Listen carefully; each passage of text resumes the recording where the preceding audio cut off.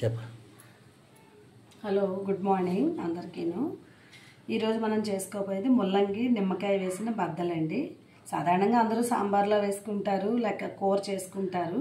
కానీ ఇలా నిమ్మరసం పిండుకుని చేసుకుంటే మనం కలగలపలతో ఏ పప్పు అయినా సరే, తోటకూర పప్పు కానీ పాలకూర పప్పు కానీ ఏదైనా అందులో నలుచుకు తింటే చాలా బాగుంటాయి. ఇవన్నీ పచ్చివే, మనకి ఏమీ వేయించక్కర్లేదు, ఏమక్కర్లేదు. కావాల్సినవి ముల్లంగి పీల్ చేసుకుని చిన్న ముక్కలు మీ ఇష్టం. నేను చక్కెర అలా తరిగాను, మీరు చిన్న ముక్కలు తరుక్కోండి. నిమ్మకాయ ముక్కల్ని బట్టి నిమ్మకాయ అండి, దీనికి ఒక నిమ్మకాయ సరిపోతుంది. పచ్చిమిరపకాయలు, కొత్తిమీర, ఉప్పు అండి. ఇప్పుడు చేసే విధానం చూపిస్తాను.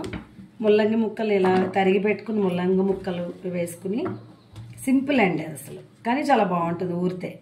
నెక్స్ట్ పచ్చిమిరపకాయ ముక్కలు. ఈ పచ్చిమిరపకాయలు కూడా నిమ్మరసంలో ఊరుతాయి కాబట్టి చాలా బాగుంటుంది. మనకి పప్పులో నలుచుకోవచ్చు, ఉత్తినే తినచ్చు, ఎలా అయినా బాగానే ఉంటుంది.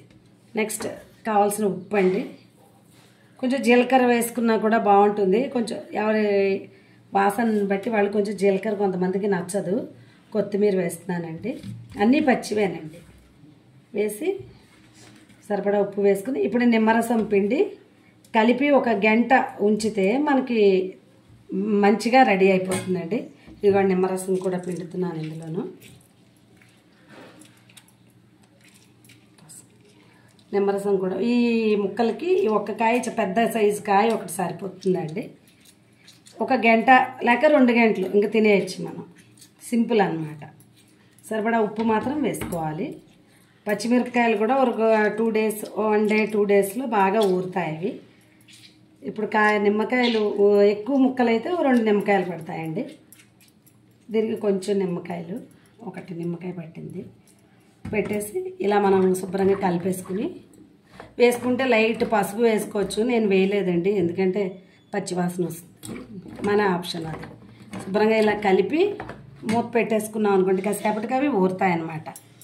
ఊరి మనకి అన్నంలోకైనా పప్పు, కలగల పప్పులో మెయిన్ పప్పు, ముద్దపప్పులోకి చాలా బాగుంటాయి. ఇవన్నీ నిమ్మరసంలో ఊరితే చాలా బాగుంటాయి తినడానికి. 1 గంట తర్వాత మనం మళ్ళీ కాసేపు ఉండి మళ్ళీ కలుపుకోవాలి ఒకసారి. ఉప్పు అది అడుగు నుంచి పైనుంచి కలుపుకుంటే చాలా బాగుంటుందండి. మూత పెట్టేస్తున్నాను. 1 గంట తర్వాత మళ్ళీ కలుపుతాను. మీరు కూడా ఇలా చేసుకుని తినండి. కామెంట్ పెట్టండి ఎలా ఉందో తిని. Okay, bye.